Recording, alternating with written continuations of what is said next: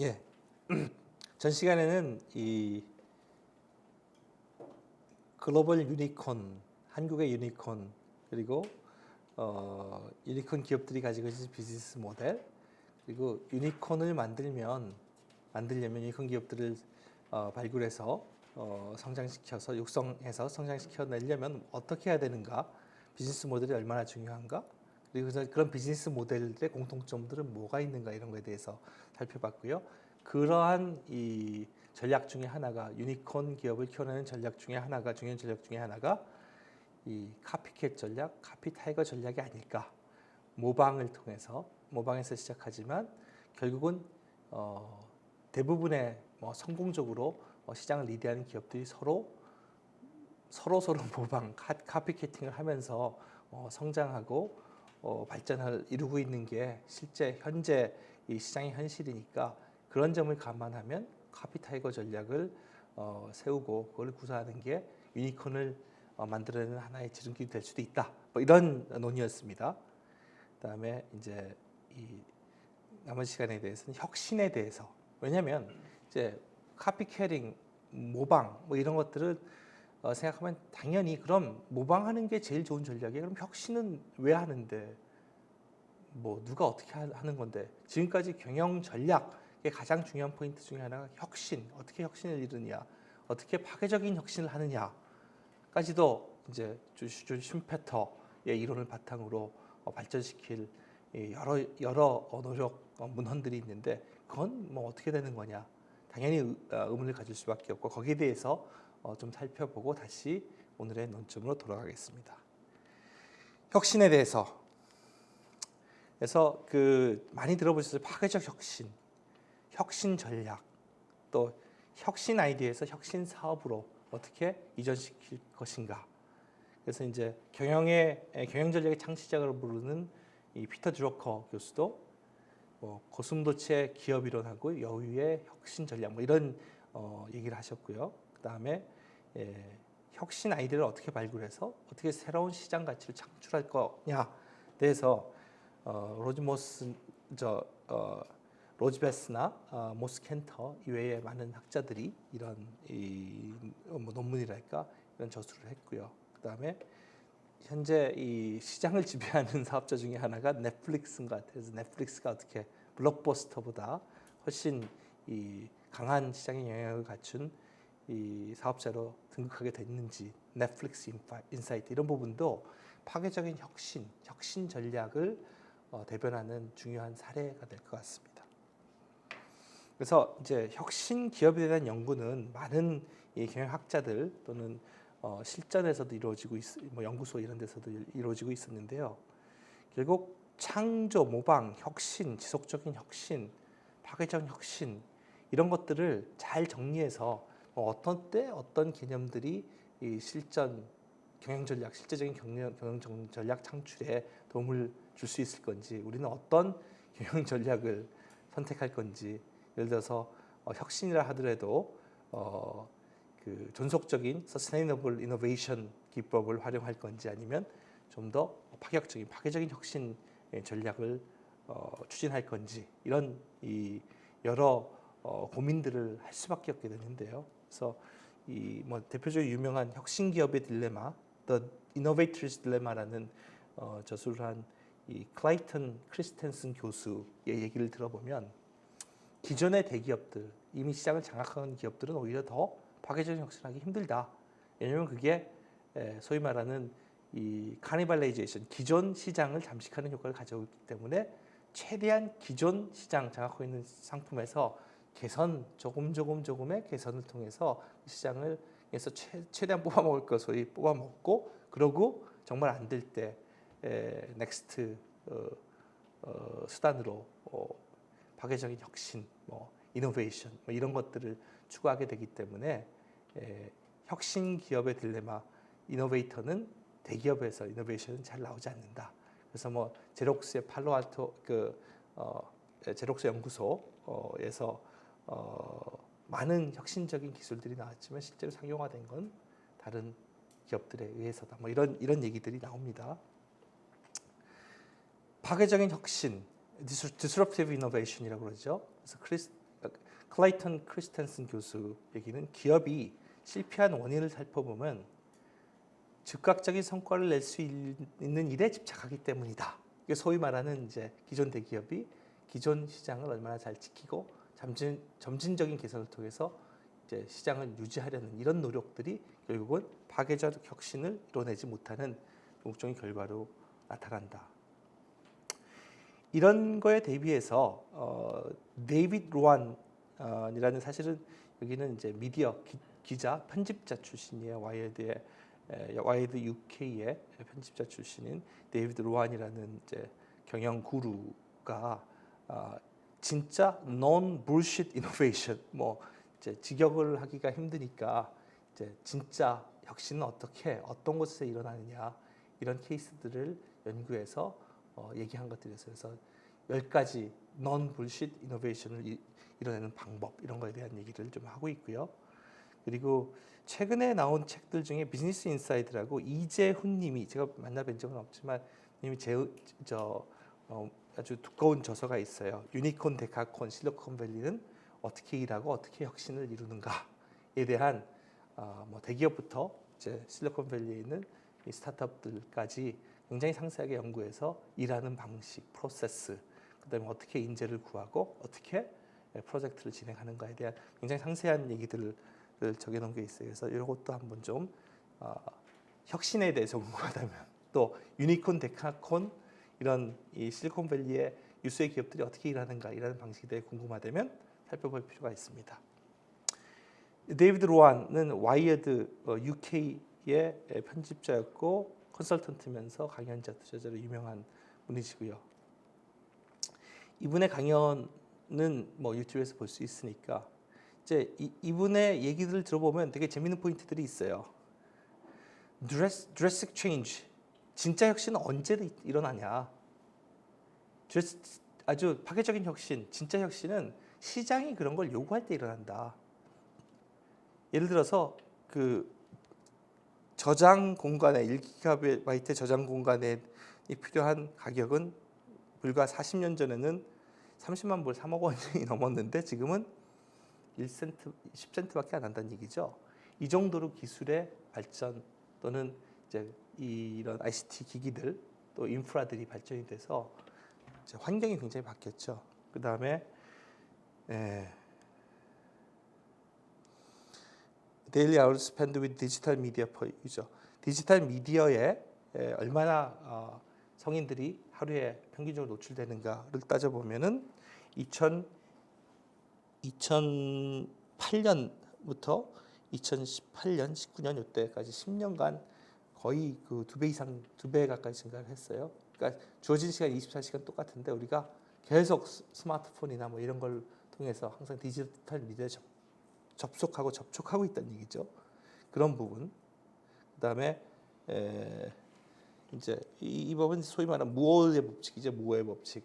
반도체 산업에서 세미컨덕터 에리어에서 그 성능이 얼마나 빠르게 발전할 수 있느냐. 그리고 집약 정도에 따라서도 그 가격은 반도체 하나하나의 가격은 얼마나 급격하게 절감될 수 있느냐. 이런 무어의 법칙을 설명하고 있고 이런 거에 의해서 이런 급격한 기술의 변화, 사회 현상의 변화, 또 생활 방식의 변화가 결국은 혁신을 일으키게 되는 근본적인 원인이다. 그게 트리거가 돼서 혁신이 일어난다라는 얘기를 하고 있습니다. 그래서 이제 혁신적인 물건을 사고 파는 곳 하면 뭐 소위 우리나라에서 와디즈도 있고요. 그다음에 퀵스타터라든지 쿼키라든지 이런 사이트들이 있었어요.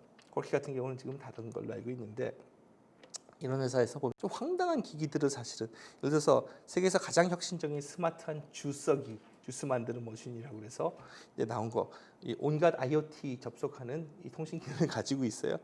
근데 실제로 어떤 기자가 이제 주스를 만들어 보니까 손으로 직접 짜는 것보다 더 느리더라 이게. 그다음에 주스의 퀄리티도 별 상관이 없다. 그래서 사실 이 회사는 120억, 120 밀리언, 1,200억 투자 받았다가 지금은 어떻게 될지 모르겠어요. 예, 그런 것들이고 예를 들어서 여기는 그 이제 패션 이커머스 사이트의 이 파운더죠. 이 사진 찍을 당시에 22살이었다고 그러는데요. 그래서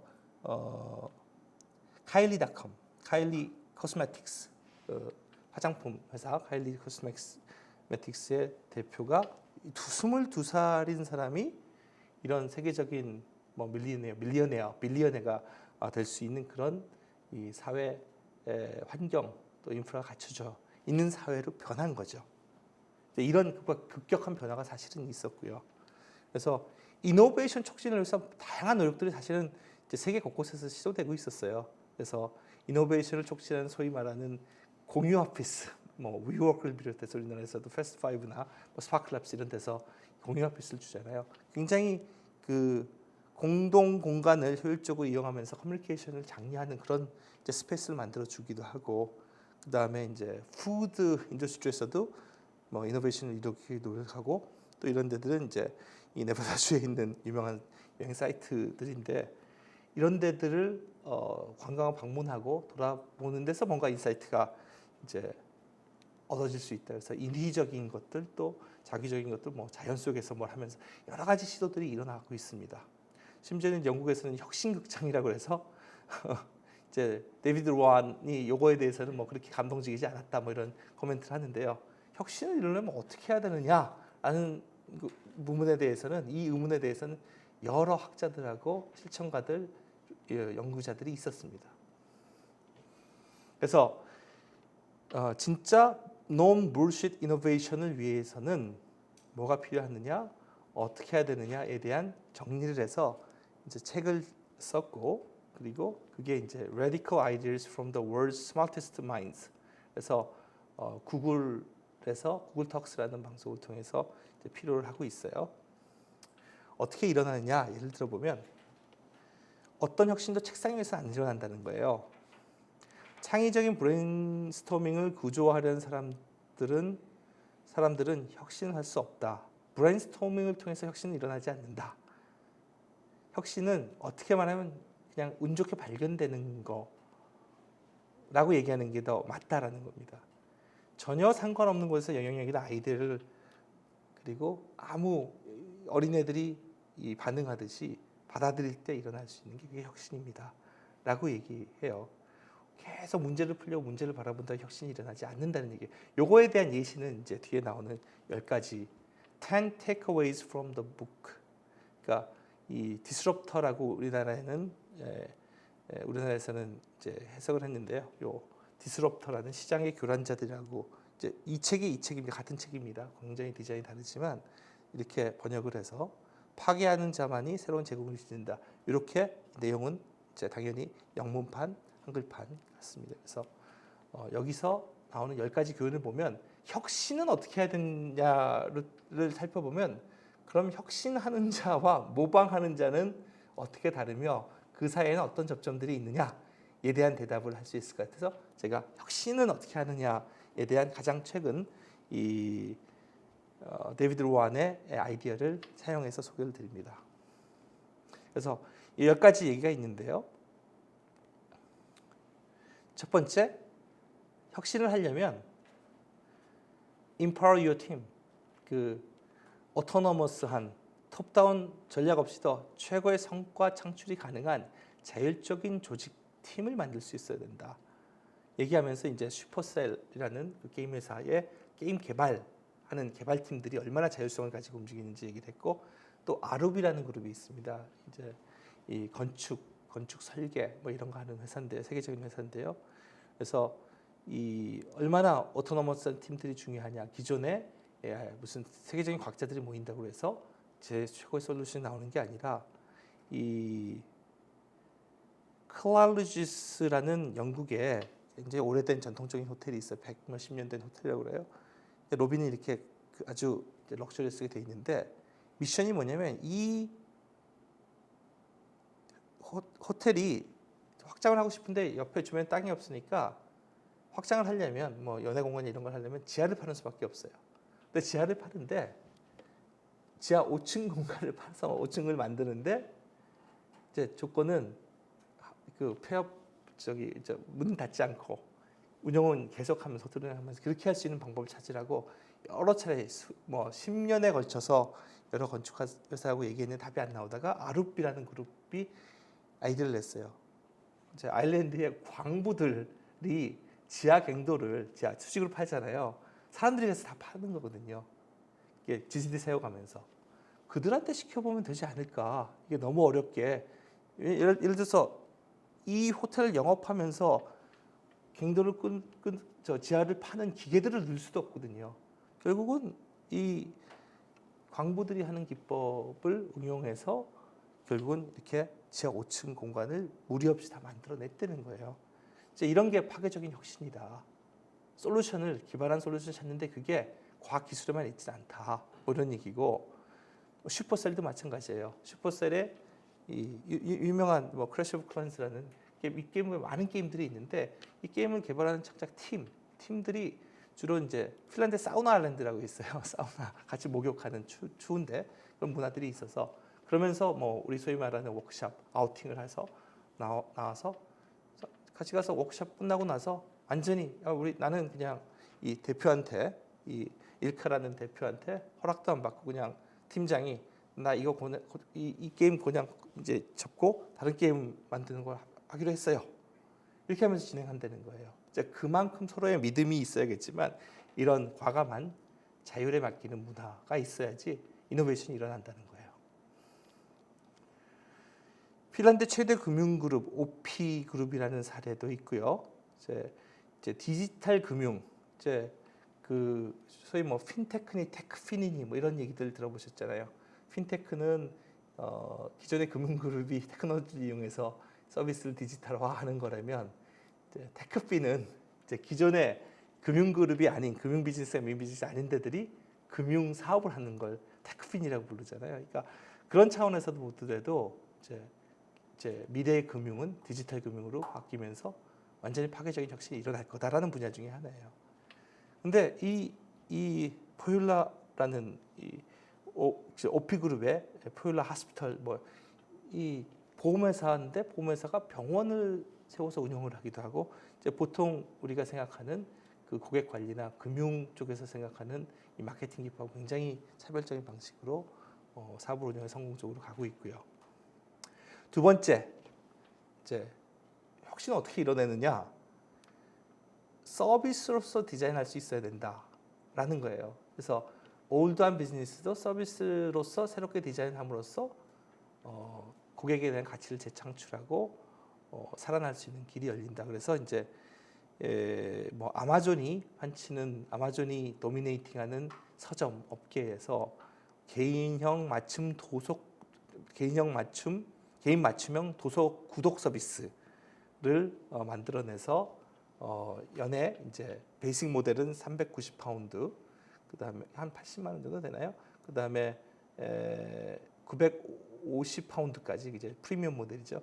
까지 받는 그런 서비스로 발전시킨 사례가 있어요. 그게 이제 헤이우드 힐스 서점, 온라인 서점하고 어떻게 새로운 이 시장을 창출해서 우리의 포지션을 만들어낼 수 있게 고민해서 이런 서비스를 했고 서비스를 크리에이트했다는 얘기고요. 그다음에 세 번째 사례로 이제 샤오미의 예를 듭니다. 샤오미도 혁신 기업 중에 하나다. 샤오미는 우리가 보기에는 뭐 또 대표적인 모방 기업, 카피캣 기업으로 알려져 있잖아요. 근데 이 데비드 로아는 샤오미는 다르다. 샤오미는 혁신 기업이다 이렇게 얘기를 해요. 그러면서 얘기하는 게 샤오미는 이코시스템을 만들었다. 빌딩한 이코시스템이. 샤오미가 나름 이제 휴대폰 제조, 유통, 판매를 통해서 샤오미의 팬들을 만들어요. 그 팬들이 다 ICT의 소비자예요. 기기들의 소비자예요. 그래서 뭐 400종, 600종 되는 이런 다양한 샤오미에서 만든 것들이 전부 다 뭐 미밴드 또 미니버스 이제 이동기기, 모빌리티 기기 이거 세계적인 뭐 베스트셀러죠. 에어 퓨리파이어 저도 사서 쓰고 있는데 나쁘지 않아요. 그러니까 이런 기기들을 이제 샤오미 샵을 통해서 프랜차이즈 샤오미 이 샵이 오프라인 샵을 통해서 유통까지 같이 하는 이런 모델로 갖고 여기서 새로운 생태계를 만들어냈다. 그래서 에코시스템을 만드는 것도 하나의 혁신의 방법이다. 에스토니아도 이제 샤오미가 이제 기업 차원에서 이 새로운 에코시스템을 만들었다면 에스토니아는 국가 차원에서 에스토니아 들어보신 적 있으세요? 가보신 적 있으세요? 그 북유럽에 있는 조그만 국가예요. 수도는 탈린이라고 그러고 저도 여러 번 가봤는데요. 정말 조그만 인구가 130만인가밖에 안 돼요. 굉장히 작은 나라인데 거기가 이제 이 레지던시 프로그램, 인터넷으로 내가 거기에 주민이 될 수 있어요. 그럼 주민이 되면 거기서 또 인터넷으로 이제 기업도 만들 수 있고 창업도 할 수 있고 이렇게 이제 IT 대표적인 이제 유럽의 IT 강국으로 이렇게 발돋움해서 뭐 디지털 이코노미를 이끌어가는 또 국가로서 하는 새로운 이코시스템을 만들었다 뭐 이렇게 평가를 받고 있는 거고요. 그 다음에 이제 그 기업이 과연 사회에서 어떤 역할을 할 수 있는가를 찾아볼 때 사회 내에서 사회를 변혁시키고 사람들의 생활을 바꿀 수 있는 역할까지 할 수 있느냐에 따르면 그렇게 할 수 있다는 예를 보여준 회사가 페루에 있는 이 인터코프라는 그룹입니다. 이제 여기 이제 인터코프의 회장님, 창업자 회장님 카를로스 로드리게스 파스초라는 이제 이 창업자 회장님이신데 이분이 사실 이분 가족이 이 이제 페루 이제 정권이 이 군사 정권으로 가기 전에 페루에서는 상당히 유력한 집안은 은행가 집안이었답니다. 그랬다가 이제 정권이 바뀌면서 미국으로 쫓겨났다가 다시 들어와서 일으킨 그룹이 이제 인터콥 그룹인데 워낙 인프라도 열악하고 정치적으로 안정이 돼 있지 않다 보니까 이제 교육 환경이 굉장히 안 좋고 그 다음에 뭐 여러모로 뭐 사회적 인프라나 이 부족한 점이 많아서 하나하나 이제 사회적 인프라로서 가장 중요한 교육.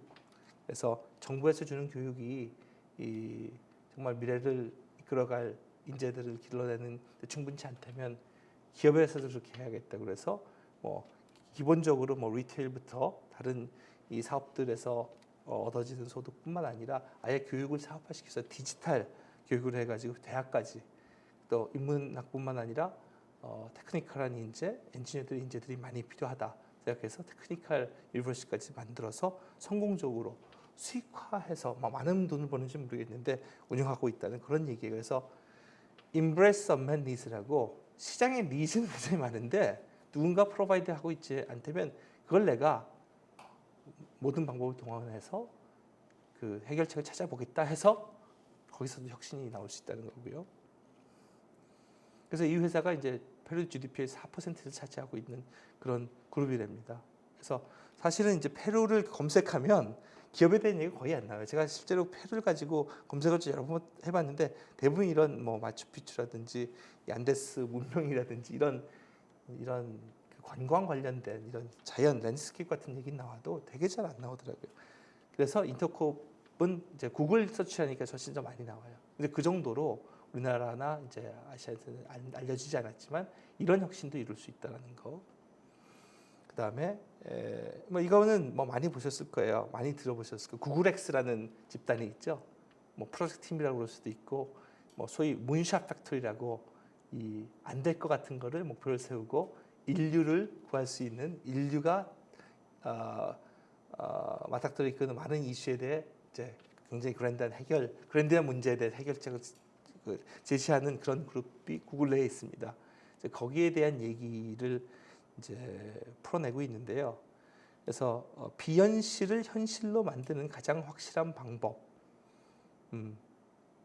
그런 이제 이노베이션을 만드는 방법 중에 하나로 상당히 역설적으로 제시를 하고 있어요. 그래서 이 캐시 해넌이란 이 아가씨가 리서치 원래는 엔지니어도 아니에요.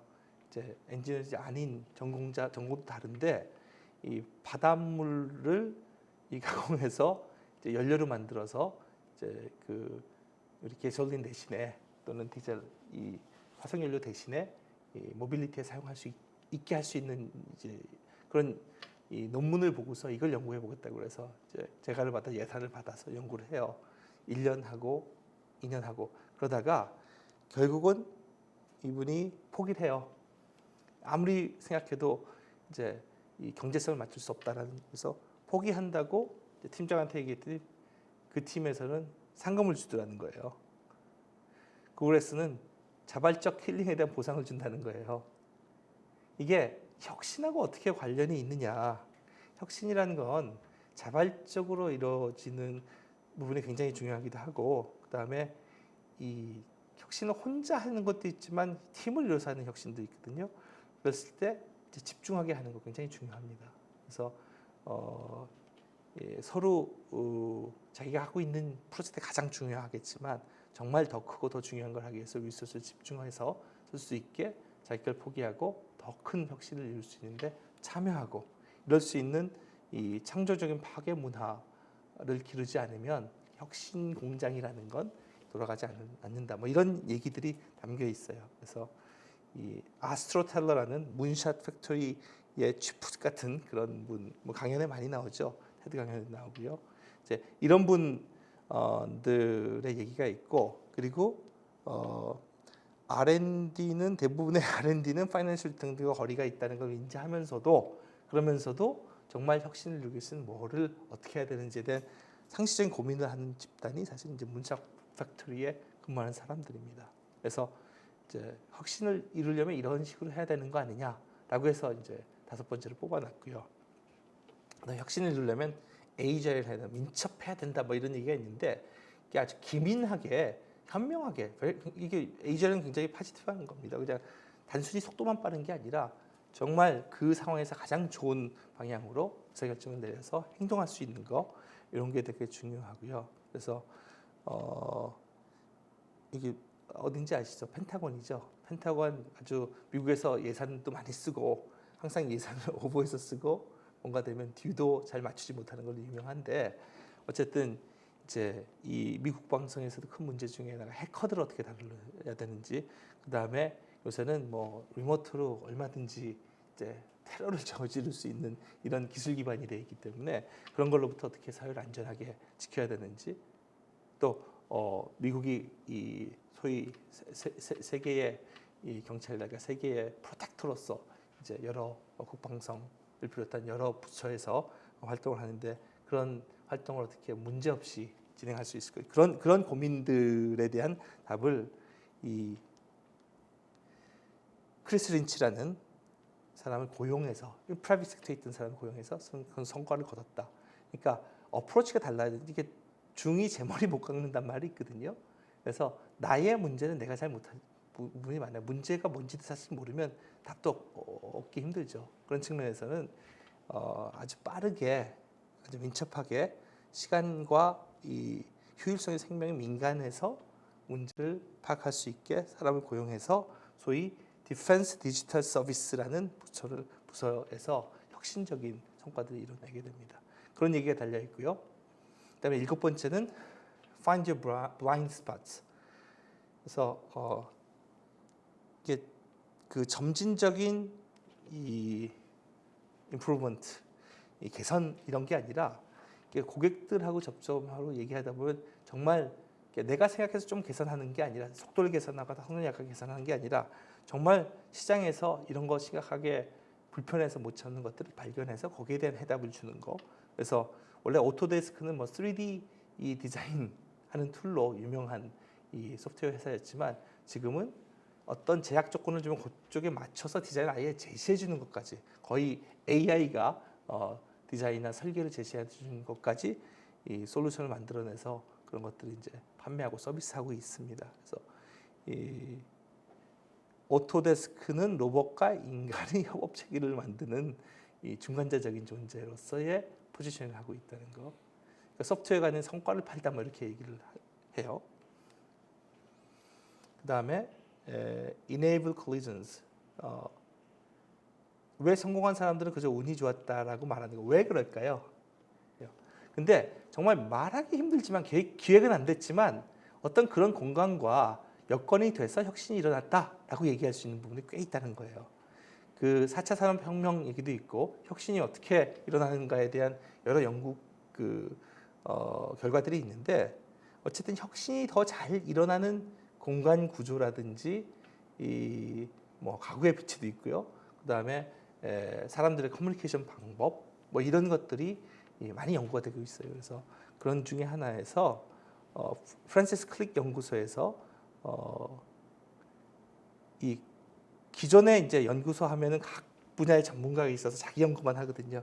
그게 아니라 캔틴을 키친에리어를 아주 크게 만들어서 정말 그 사람들이 밥 먹으면서 왔다 갔다 하면서 간식 먹으면서 커뮤니케이션 하면서 복합적인 솔루션을 찾게 하고 혁신을 이루게 했다는 그런 얘기예요. 그래서 뭐 공유와 필수가 꼭 좋다 나쁘다 얘기는 힘들지만 어쨌든 혁신을 위해서 커뮤니케이션 융합 아까 말씀드린 많은 종류의 모방을 이제 승화시켜서 이 복합하고 융합하고 통합하는 과정에서 혁신이 일어난다는 부분에 대해서는 이제 Enable Collision이라는 게 혁신의 하나의 중요 포인트, 혁신을 이루는라고 선택된 것 같습니다. 그 다음에 테크놀로지를 임브레스하라. 이게 어떻게 보면 뭐 당연한 것 같기도 하고 이제 한동안 IoT 센서 이런 그 리모트 컨트롤 이런 봄들이 있었잖아요. 그런 것처럼 이게 이 광고나 이게 웹사이트에 보면 이렇게 그대로 다 이 사진들이 있어요. 웹사이트에 보면 이게 무슨 회사의 웹사이트인가 보면은 요 냄비라고 그럴까요? 이거 프라이팬이라고 그럴까요? 조리 기구 만드는 회사예요. 홍콩의 전통적인 제조업자예요. 근데 유럽에 또는 이게 나파밸리인데 나파밸리에서 유명한 이 캘리포니아에 있는 이 미쉐린 셰프들이죠. 소위 이런 젊은 셰프들을 여기에 초빙해가지고 가장 맛있는 레시피를 만들기 위한 그 도구를 제시하고 거기에 IoT 센서를 통해서 적절한 컨트롤까지 자동적으로 가해줄 수 있는 이런 솔루션들을 만들어서 세계적으로 성공을 이루고 있어요. 그래서 테크놀로지를 과감하게 받아들여서 옛날에는 이제 이 OEM으로 이런 프라이팬이나 이제 조리 기구를 만드는 회사인데 이분이 창립자 회장님이세요. 이렇게 세련되게 안 보이잖아요. 근데 테크놀로지를 제대로 활용을 하고 이런 이제 미슐린 셰프들하고 아주 첨단 이 SNS 소통, 마케팅 해가면서 이런 사업적인 성공들이 이루었다 얘기하고요. 그다음에 이제 exploit a crisis라고 얘기하는데 이거는 오히려 위기 관리를 잘 함으로써 혁신 기업이 된 케이스예요. 그래서 이제 월스폰이라고 하면 옛날부터 1980년대부터 아마 이 면직류, 뭐 수건이라든지 이 침대뽀라든지 뭐 이런 것들이 있죠. 그 소위 말하는 홈 데코에 관련된 여러 면류 제품들을 생산하고 미국에서 판매하는 그런 인디아 회사였는데요. 이 원래 코톤 하면은 이집션 코톤이 제일 품질이 더 유명하대요. 근데 이 2016년 9월 9일 날 이제 리포트 뭐 이런 거 나오 보면 이 뭐 고발을 당했답니다. 이 보니까 웰스폰에서 이집션 코톤 최고 품질 코톤이라고 사용해서 물건을 면직물을 제조했다는데 이게 이집션 코톤이 아니었다고 이제 소비자 고발이 와서 그게 문제가 돼서 리펀드도 해주고 뭐 예를 들어서 월마트는 뭐 리펀드로 끝났지만 K마트에서는 이제 더 이상 납품을 못하게 되고 뭐 이런 사태들이 일어났어요. 근데 근본적으로 면직물 이제 면 봉오리부터 시작해 면사를 만들어서 면직물까지 만드는 데는 17가지 공정이 있는데 그걸 다 트래킹하기는 다 사실 힘든 구조고요.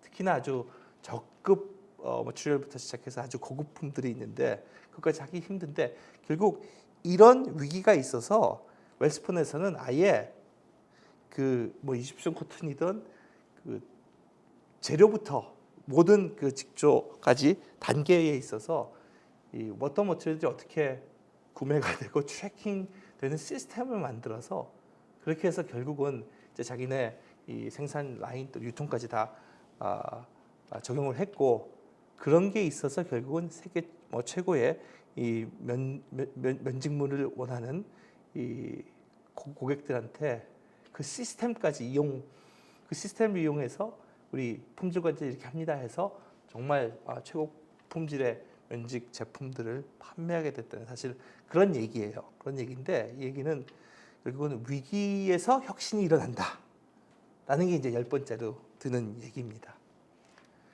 자, 왜 갑자기 또 커피캔 얘기다 혁신 얘기를 했냐? 아까 카피캐팅에서도 나왔었죠. 창의적인 모방을 하자 그랬거든요. 창의하면 혁신하고 연결이 되는 개념이잖아요. 그럼 창의적인 모방은 뭐냐? 말장난 같긴 한데 혁신적인 모방이라는 거고 혁신은 모방 안에서도 혁신이 일어나야 된다는 얘기예요. 그런 차원에서 이제 혁신은 어떤 조건에서 일어나는가에 대해서 10가지 예를 또는 10가지 조건들을 이제 살펴봤고요.